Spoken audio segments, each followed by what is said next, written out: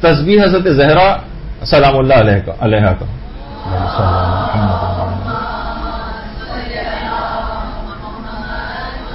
اس کو کبھی بھی سرسری انداز سے نہ پڑھیں، بالکل پورے اعتقاد کے ساتھ پڑھیں، صدق نیت کے ساتھ پڑھیں اور مکمل آداب کے ساتھ پڑھیں. اور اس تسبیح کو پڑھنے کے بعد آپ کوشش کریں کہ یہ نیت دماغ میں رہے کہ اس تسبیح کو پڑھنے کے بعد اس کا ثواب تمام معصومین کو، چہاردہ معصومین علیہ السلام کو ہدیہ کر دیا کریں. یہ عجیب و غریب تسبیح. اور کوشش کریں کہ اس تسبیح کو آپ انگلیوں کے اوپر بھی پڑھا کریں، انگلیوں پر. کیونکہ دیکھیے روایتوں میں بھی بات آئی ہے، قرآن بھی اس کا گواہ ہے کہ جتنے بھی ہمارے اعضاء و جوارح ہیں نا، یہ جو ہیں جس کے اندر یہ انگلیاں بھی شامل ہیں، ان سے بھی سوالات کیے جائیں گے، ان کو بھی نطق اور گویائی جو ہے وہ دی جائے گی. تو یہ بھی گواہی دیں گے کہ ہاں ہماری ان انگلیوں کے اوپر اگر آپ نے تسبیح پڑھی ہوگی، جو عام تسبیح ہوتی ہے، اس کے علاوہ اپنی انگلیوں پہ بھی اس تسبیح کو پڑھا کریں. اور ایک بہت ہی عجیب و غریب اس کے متعلق جو تسبیح ہے، آیت اللہ صادق روحانی فرماتے ہیں. آیت اللہ صادق روحانی ماشاءاللہ مرجع ہیں. آیت اللہ صادق روحانی یہ بات اپنے استفتاح میں فرماتے ہیں کہ تسبیح حضرت زہرا نافلہ جو نمازیں پڑھی جاتی ہیں ان پر بھی مقدم.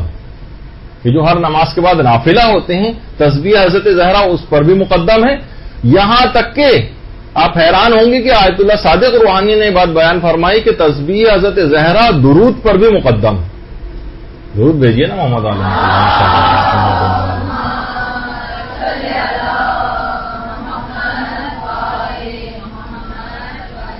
اچھا، یہ تسبیح یہ فقط روحانی اعتبار سے تو انسان کو مضبوط بناتی ہے، جسمانی ضعف کو بھی دور کرتی.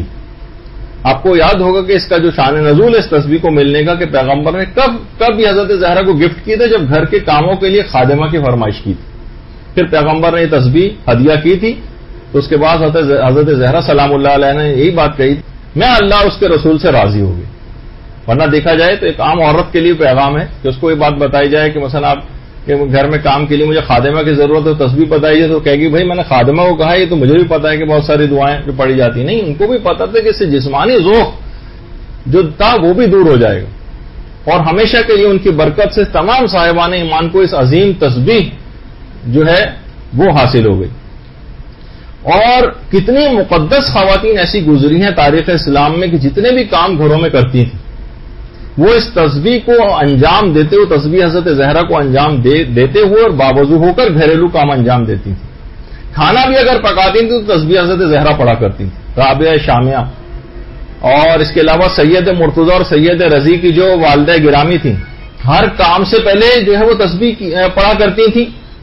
اور یہ بات بھی کہتی تھیں کہ فَإِنَّهَا مَا نَزِجَتْ إِلَّا بِالتَّسْبِيح، یہ جو کھانا ہے یہ میں نے پکایا ہی اس کو تسبیح کے ذریعے، صرف یعنی تسبیح کو پڑھے بغیر کبھی آج تک کوئی کھانا بھی نہیں پکایا.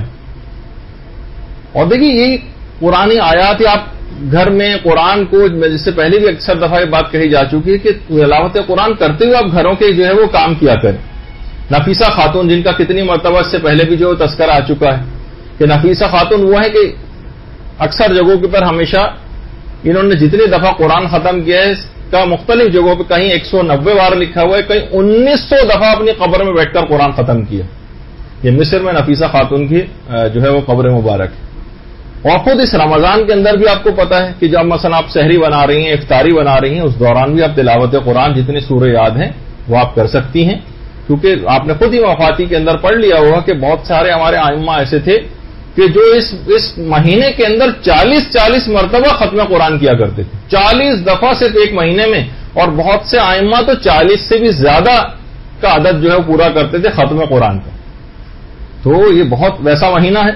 اور یہی وجہ ہے کہ حالت روزہ میں انہوں نے انتقال کیا تھا نفیسہ خاتون نے، اور حالت احتضار میں بھی سورہ انعام کی جو ہے وہ تلاوت ہو رہی تھی. اور جب وہ اس سورہ انعام کے اس ٹکڑے پر پہنچی تھی کہ لہم دار السلام عند ربہم، ان کے لیے سلامتی کا گھر ہے جو پروردگار عالم نے رکھا ہوا، یہ جملہ کہتے ہوئے ان کی روح جو ہے جسم سے نکل گئی.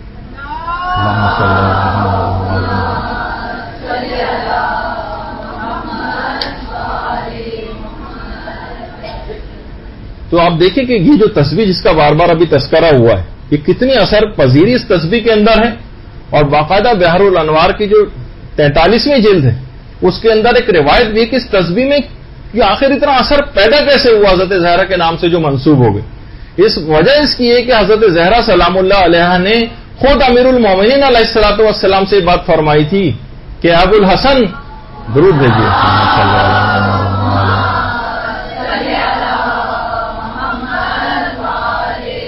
کہ اے ابو الحسن جب خدا نے عالم زر میں میرے نور کو خلق کیا ہے تو خلقت کے فوراً بعد بلا فاصلہ اس نے خدا کی تسبیح بیان کی تھی. بلا فاصلہ یعنی ادھر خلق ہوا ہو اور کوئی زمانی فاصلہ بھی حائل نہیں ہوا, پروردگار کی تسبیح کرنا شروع کر دی تھی. حضرت زہرا نے اپنے نور کے متعلق بات خود امیر المومنین کو یہ بات بتائی, بحر الانوار کی 43ویں جلد.